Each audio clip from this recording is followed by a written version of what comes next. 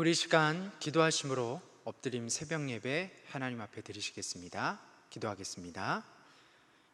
하나님 감사합니다. 토요일 새벽에도 우리에게 말씀으로 함께하여 주시고 주님께만 소망을 두어 오늘 시간 주님 앞에 엎드리게 하여 주시니 감사합니다. 우리의 모든 마음의 소원을 아시고 만족시키시는 주님 앞에 오늘 이 시간 사랑하는 당신의 자녀들이 겸손한 마음으로 하나님 앞에 엎드려 나아갑니다.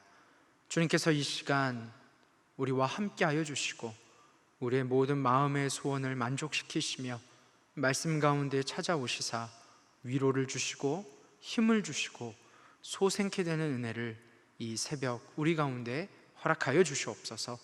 주님께서 이 모든 예배를 흠양하여 주실 줄 믿사오며 살아계신 우리 주 예수 그리스도의 이름으로 기도하옵나이다. 아멘. 찬송가 218장 함께 찬양하시겠습니다.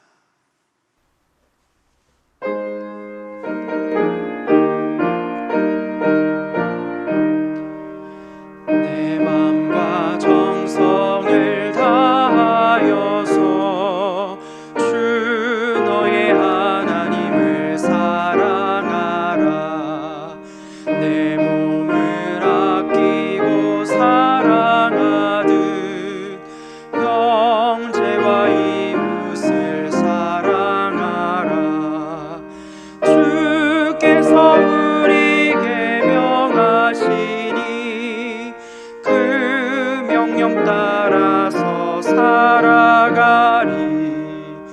널 미워 해치는 원수라도 언제나 너그럽게 사랑하라. 널 핍박하는 자 위에서도 신실한 마음으로 복을 빌라. 주께서 우리에게 명하시니 그 명령 따라서 살아가리. 나 항상 주님을 멀리하고 형제를 사랑하지 못하였다. 이러한 죄인을 사랑하사 주께서 몸버려 죽으셨다. 속죄의 큰 사랑 받은 이 몸 내 생명 다 바쳐 충성하리.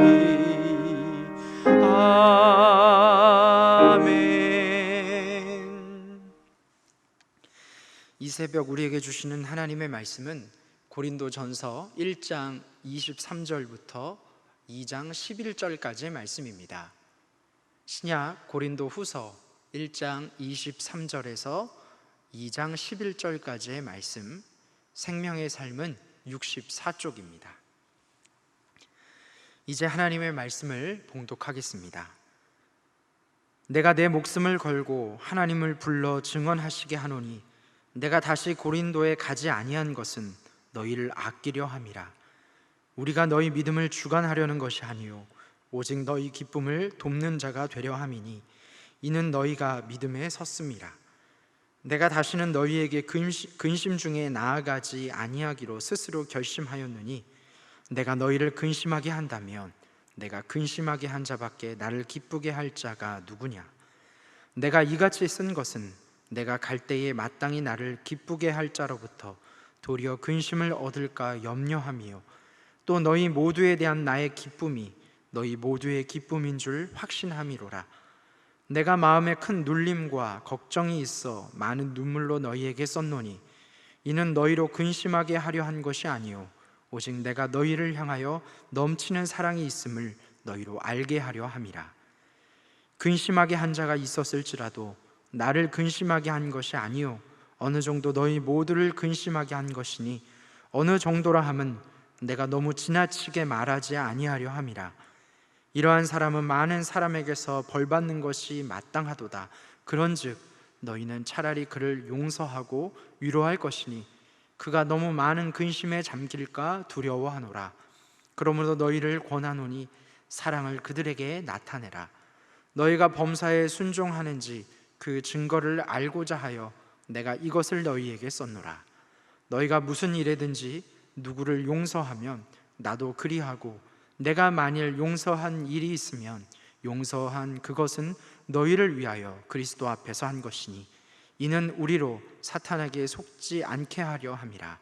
우리는 그 계책을 알지 못하는 바가 아니로다. 이 말씀은 살아계신 하나님의 말씀입니다. 아멘. 여러분, 사람은 어릴 적부터 성인이 될 때까지, 그리고 성인이 되고 나서도 그 이후에 점차 성숙하고 발전해 갑니다. 처음에 태어난 아이들은 울 수밖에 없는 것이죠. 자신의 뜻이 제대로 전달되지 않으니까 나에게 집중해 달라고 울고 또한 떼를 씁니다. 그러나 여러분, 점점 사람이 나이를 먹어갈수록 사람은 성숙해집니다.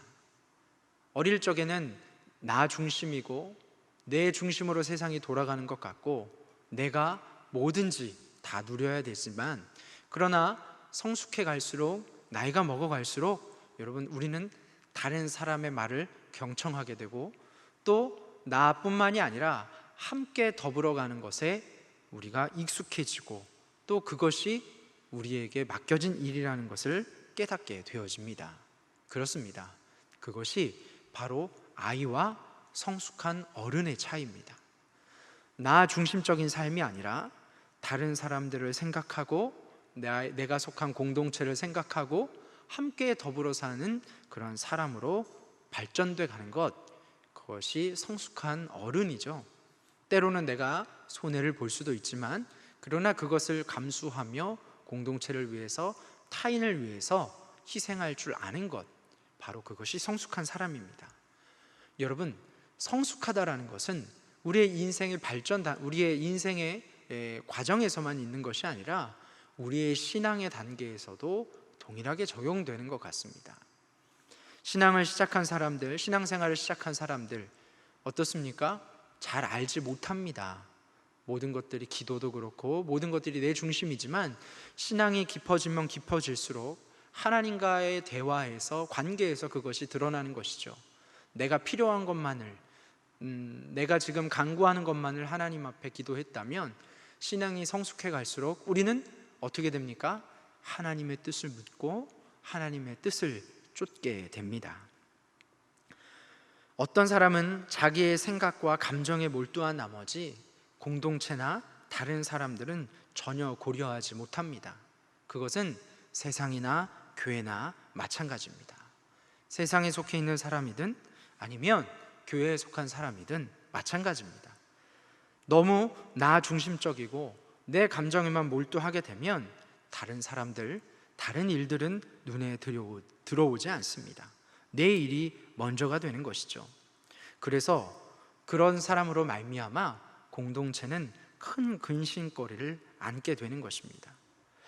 바울은 오늘 본문에서 자신이 고린도 교회의 방문을 연기하게 된 두 번째 이유에 대해서 오늘 이야기하고 있는 것입니다. 그것이 무엇입니까? 바로 그들을 믿기 때문입니다. 자신이 고린도 교회를 가게 된다면, 지금 방문하게 된다면 자신은 분명히 7일을 할 것이고 그것으로 말미암아 또한 어려운 일들이 생길 거라는 것을 사도 바울은 충분히 짐작할 수 있었습니다. 그래서 계속 기도를 하며 그들에게 편지를 보내며 이러한 사람들을 징계하고 치리하고 또한 그들이 회개하면 그들을 용서하고 사랑하라 권면하고 있는 것이죠.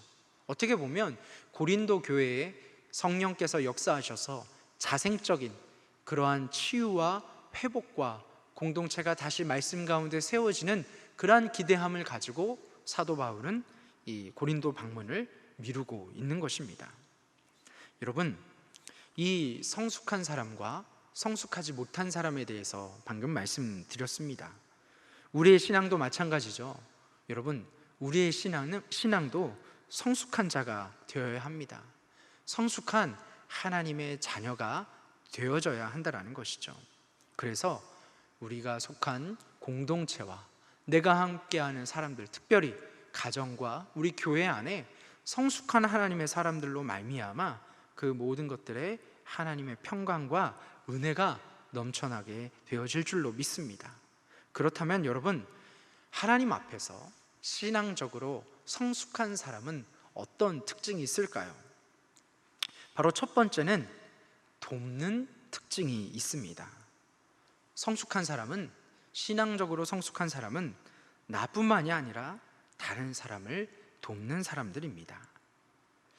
바울은 갑작스럽게 고린도를 방문한 이후에 원래 고린도를 방문하려 했던 계획을 취소하게 된 것이죠. 이에 대해 고린도 교회 안에서는 참 말이 많았습니다. 누가 말이 많았습니까? 이 바울을 적대시하는 거짓 사도들이 다른 고린도 교인들과 또한 아가야에 흩어져 있는 많은 성도들을 미혹해서 바울을 대적하게 했다라는 것이죠. 바울은 이 일이 고린도 교회 성도들을 아끼기 때문이었다고 분명히 23절 가운데 해명하고 있습니다. 그러나 이 사도 바울을 공격하는 거짓 사도들과 그 말에 미혹된 사람들은 사도 바울의 그 말을 믿지 않았던 것이죠.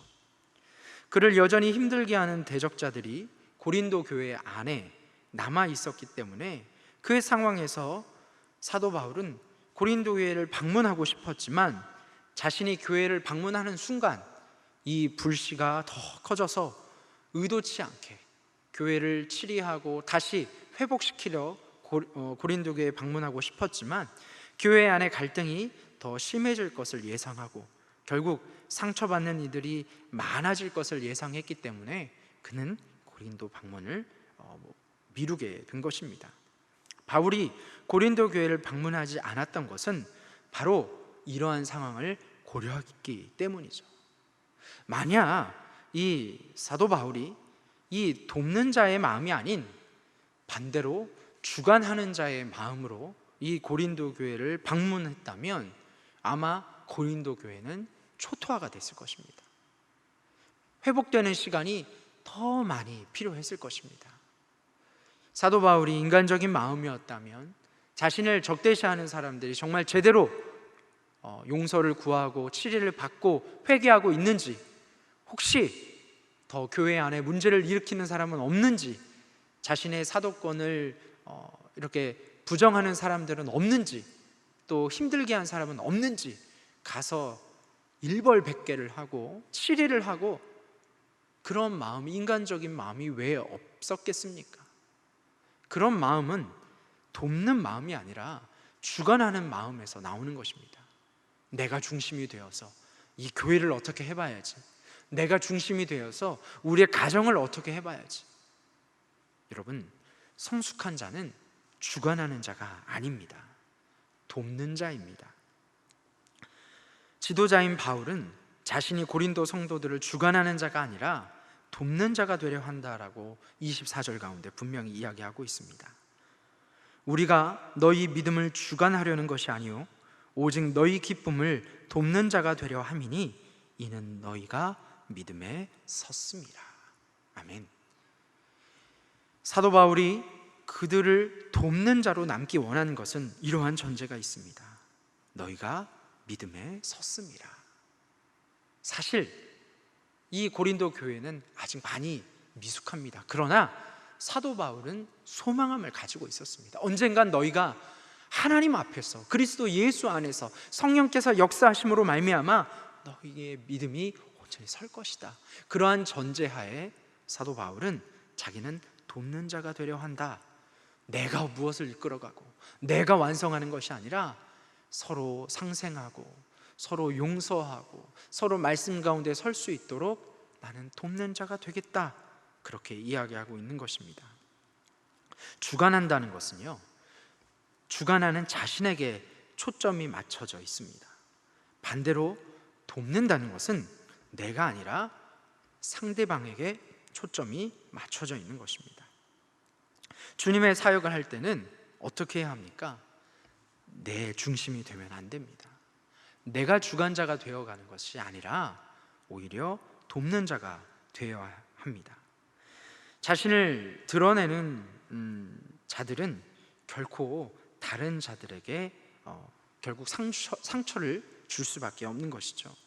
여러분, 내가 전면에 나서야 하고 모든 것이 내 중심이 되려는 사람들, 이런 사람들은 주관하는 자들입니다. 그러나 돕는 자들은 때론 기다려주고 때론 세워주고 믿어주는 것, 바로 그것이 성숙한 그리스도인들의 특징인 줄로 믿습니다. 사랑하는 우리 안산지역교회 성도 여러분, 여러분은 주관하는 자들입니까? 아니면 돕는 자들입니까? 가정에서도 마찬가지입니다. 가정에서도 내가 뭐가 돼서 아이들을 가르치고 남편이나 아내를 가르치고 벌써 그것이 불화의 씨앗이 된다는 것, 저도 경험을 통해 겪은 바입니다. 가정도 교회도 또 어떤 공동체도 마찬가지입니다. 내가 무엇을 하려고, 내가 드러나고 내가 무엇을 이끌어 가려고 할 때, 여러분, 우리는 그 일을 어렵게 만들 때가 많이 있습니다. 여러분, 믿음으로 여러분의 공동체를 하나님 앞에 맡기고 여러분들은 하나님 앞에서, 사람들 앞에서 돕는 자가 되시기를 주의 이름으로 간절히 축복합니다.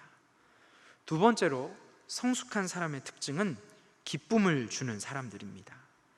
바울이 이 계획대로 고린도를 다시 방문하지 않는 이유는 고린도 성도들에게 근심을 끼칠까 우려했기 때문이다. 1절 가운데 이야기하고 있죠. 고린도 성도들은 바울에게 기쁨인데 바울의 방문이 그들에게는 아픔이 되면 안 되기 때문에 사도 바울은 2절에서 그렇게 자신이 미루는 사실에 대해서 이야기를 하고 있습니다. 상황적으로는 바울이 고린도에 다시 가지 않는 것이 모두에게 나은 일임을 알았기에 그는 성도들을 향한 그 사랑으로 자신의 방문을, 고린도 교회 방문을 취소하는 것입니다. 고린도에서 자신을 대적하는 그러한 성도들을 대면하면 혼란이 발생할 것을 예상한 바울은 자기가 그곳에 있지 않아도 고린도 교회가 그 문제를 잘 처리할 수 있을 정도로 믿음의 굳건히 섰음을 알았기에 가지 않기로 결심한 것입니다.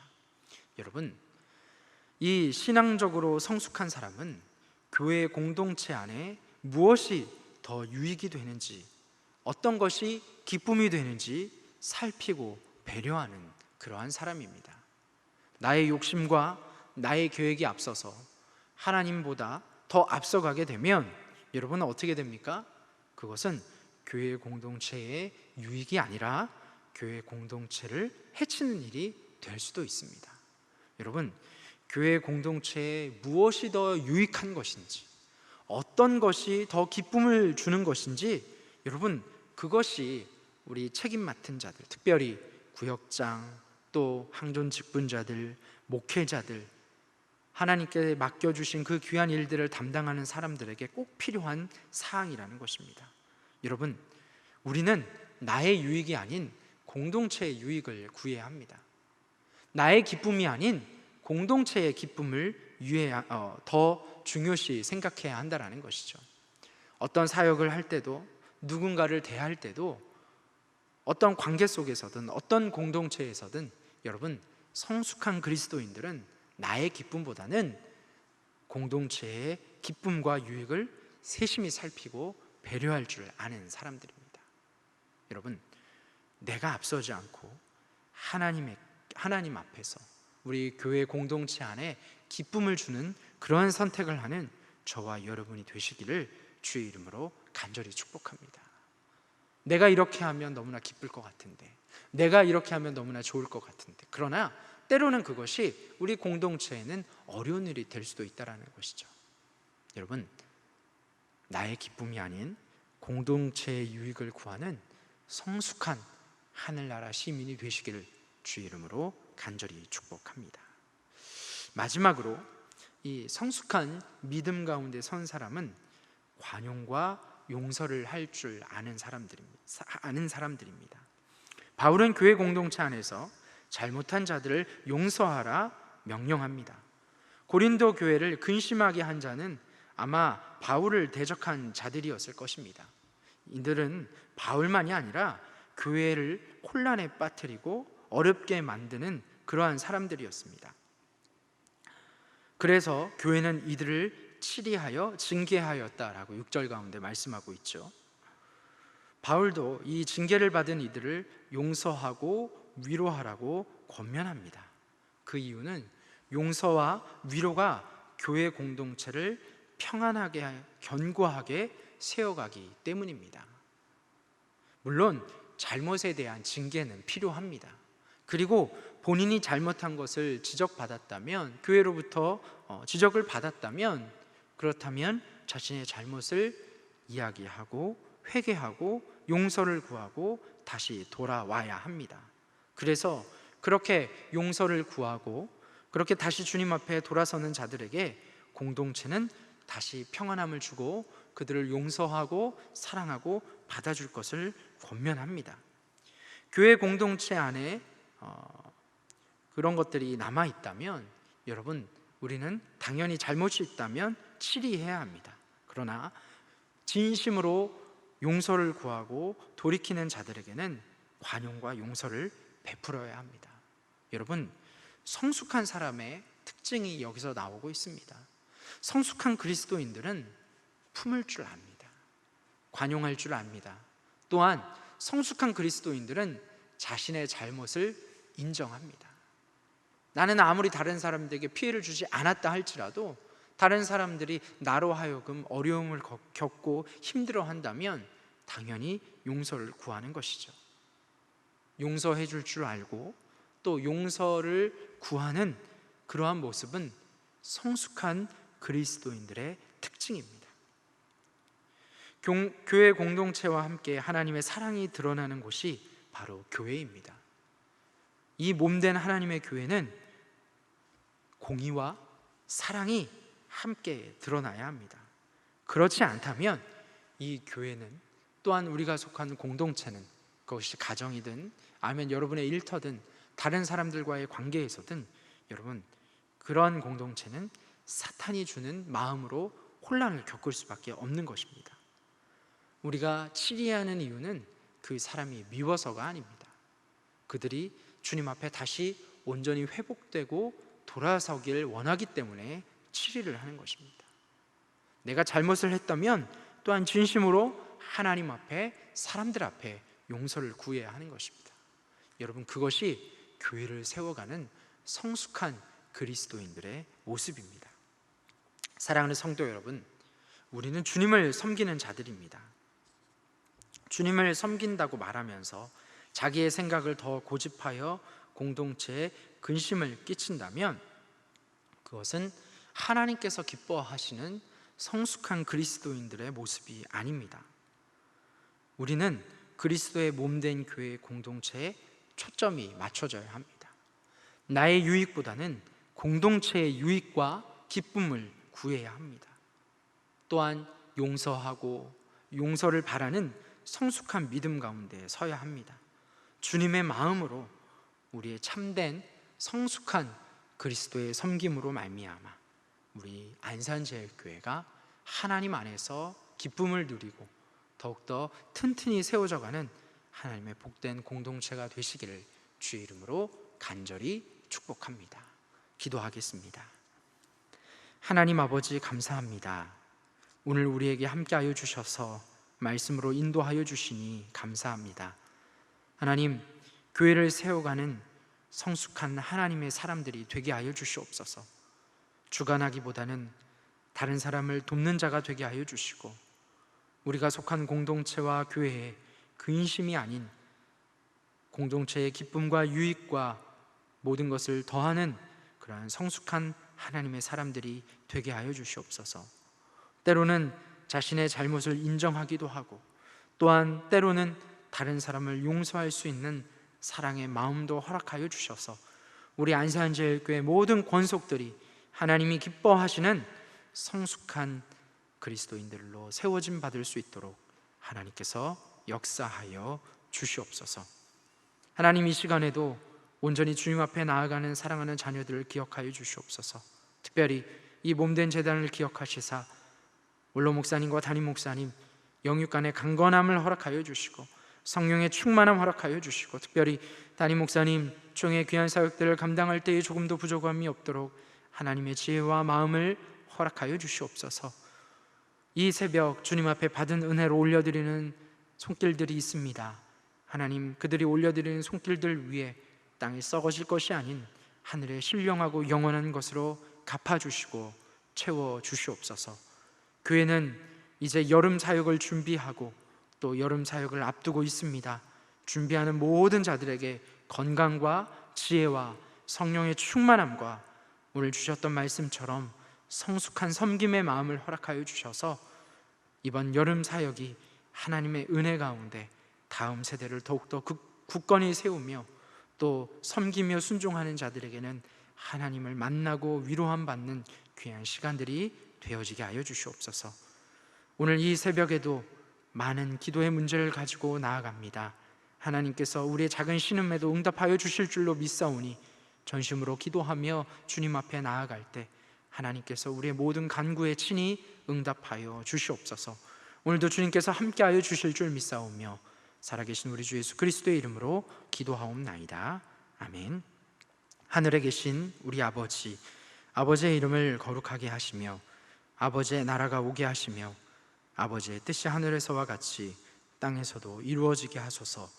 오늘 우리에게 일용할 양식을 주시고 우리가 우리에게 잘못한 사람을 용서하여 준 것 같이 우리 죄를 용서하여 주시고 우리를 시험에 빠지지 않게 하시고 악에서 구하소서. 나라와 권능과 영광이 영원히 아버지의 것입니다. 아멘. 이 시간 계속 기도하실 때 우리 여름 사역을 위해서 말씀의 은혜를 붙들고 우리 계속 기도의 자리로 함께 나아가겠습니다.